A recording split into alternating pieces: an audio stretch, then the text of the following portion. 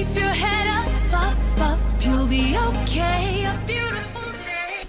Hello and welcome everybody. My name's Rose Smith and I wanted to talk about my experience going to see a plastic surgeon. Okay, so when I went through menopause, which was quite a late menopause, I didn't finish till I was 56 or 57, something like that. And after that, then I found my skin started to lose elasticity. I've never had this issue before in my life, and it's obviously connected with menopause. And so I started to get this bit of a thing happening around here, a bit of a gooseneck, which I decided I didn't want. And so I went to investigate what my options were. Anyway, so I rock up to the plastic surgeon and he's very serious about it. I was serious about it, but after talking to him, I lost interest really quickly. So let me tell you what he said. I wanted to get this bit tightened up. So I just thought, you know, there was something they could do here to pull this back.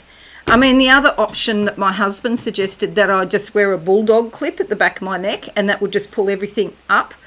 And I didn't think that was probably a good idea. So when I went to the plastic surgeon, I was telling him this. Can you just sort of, you know, clip it up here somehow or do something to pull this up? Anyway, with diagrams and things like that, and he started to show me. He said, well, we can pull this bit up here, but then you get these sort of wrinkles across here. So then we do a lower facelift, and then the midline, and then up here, the skyline, if you like, the top of my head. Basically, they have to, you know, like pull your whole face off, cut bits out of it and pull it all back. And it just sounded like a nightmare to get one simple thing. I mean, it's not shocking, but it'll get probably, you know, we'll lose further elasticity because now I'm in my 60s, you know, this thing's going to happen. And, you know, we have to adjust to it. So I decided against the idea because I don't really think I need a facelift for one issue down here. It just didn't make sense to me to have my whole face reconfigured. I'm quite happy with my face the way it is. So I didn't want to go that step.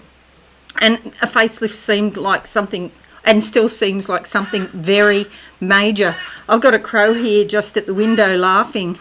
He thinks it's hysterical what I'm saying. Anyway, today I've come on. This is me fresh out of the shower, so you can see what I look like without makeup, because I do a lot of videos and I normally wear some sort of foundation. I put in eyebrow pencil and lipstick. So I don't wear a lot of makeup when I do them, but I do wear makeup. And particularly with my eyebrows that are going grey, you can't see them very well now because I've got some grey in my hair. And these are the things that happen when, you know, you start to get older. So that brings me to the excuse me, coughing.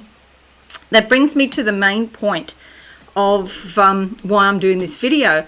It's about accepting who you are, you know, and we can go along and we can say that all our lives, you know, we'll just accept who we are. And it's sort of like problematic in the sense of just accept it, whether you really accept it or you just sort of mouth the words. It's not until that you actually, you know, are faced with the reality of aging. Once you go through the menopause, things happen really, really quickly, like to your body. There's a big change that happens to your body, and you don't really realise beforehand how big that change is. You know, everything starts heading south, and if that hasn't been an issue before, then all of a sudden you're confronted with it. In the period of just maybe 2 or 3 years, you'll notice a big difference. Okay, I found it's actually got some benefits as well. So while things may be in slow physical decline, I find that really, I guess it happened when I turned 50. My tolerance for BS just stopped. I just could not put up with hearing rubbish anymore. It was like a switch. I woke up one day and somebody had thrown the switch and my BS meter was just going off all the time. I can't sort of tolerate it the way that I used to. So I'm more intolerant in some respects. Now, these are my personal experiences. I'm not saying that any of this or all of this applies to anybody else, but I thought I'd just let you know if you're coming up to it. Look, you might sail through. 15% of women have no symptoms whatsoever. 70% of women have some symptoms, and 15% of women have really bad symptoms. So although, yes, I had some symptoms, it's been a couple of years now. I'm in my 60s. It's been a few years, and so, I've got over the sort of symptom part, but I've found that my tolerance to BS is not there. I've found that I'm more forthright in what I say. It's almost like I don't care what people think or what people say. If they criticise me, I don't care. Before I used to take it to heart a lot. So it's like not having all that estrogen flowing around the body. Really, I look back now and I see how much I was controlled by my body.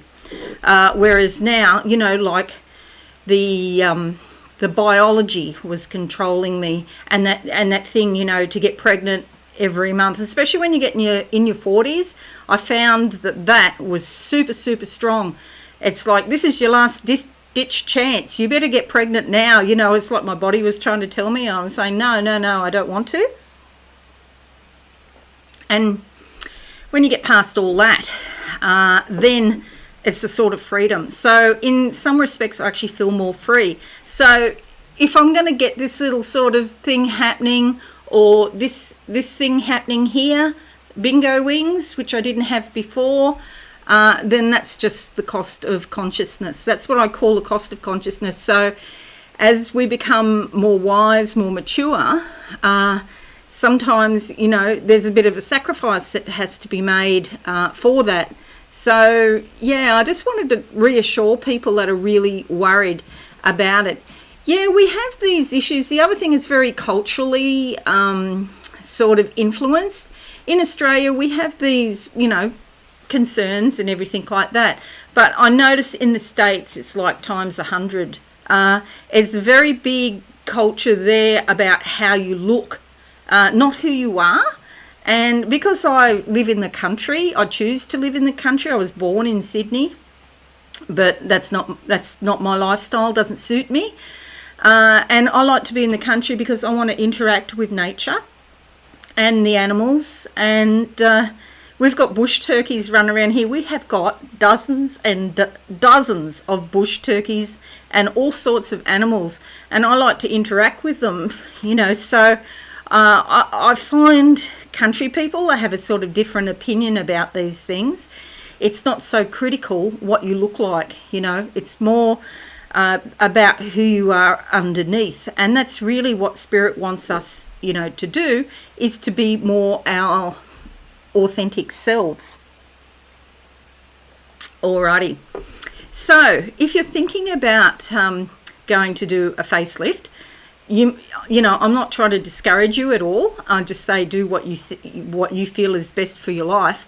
But do look at the cultural expectations around what women are supposed to say, do, think, and how we're supposed to look. And do we really have to do everything 110% better than anybody else?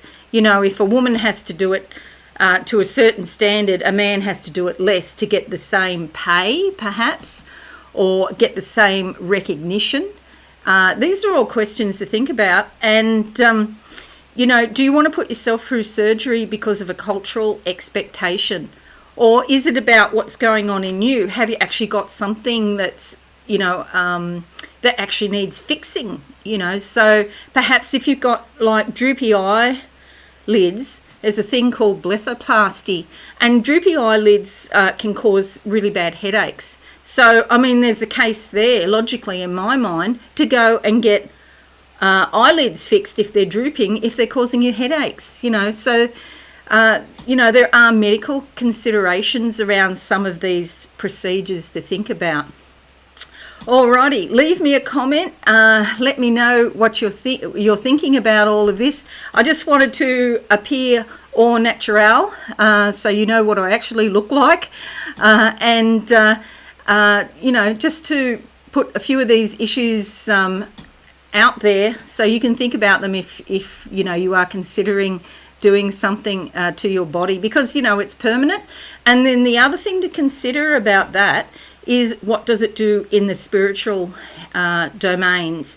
Once you start cutting and cut skin away and do all that sort of stuff, what is it that you're cutting out spiritually? You've got to ask yourself. And it's true that the body doesn't like metal. So all of those little chi pathways in your body, if you're cutting something, what are you doing to them? Are you cutting your energy down? Okay, if you cut a pathway, can it grow back? These are questions that need to be answered. Okay, thanks for listening to me today, and if you are new, please consider subscribing to my channel and hit that notification bell right now. You might also want to check out my sister channel, Absolute Soul Secrets, here on YouTube. It's got a lot of spiritual things on that channel, including tarot readings and horoscopes, which I do regularly. I'm just doing the December horoscopes at the moment. Okay, thanks again, and bye for now. There's a beautiful day headed your way. Keep your head up, up, up. You'll be okay. A beautiful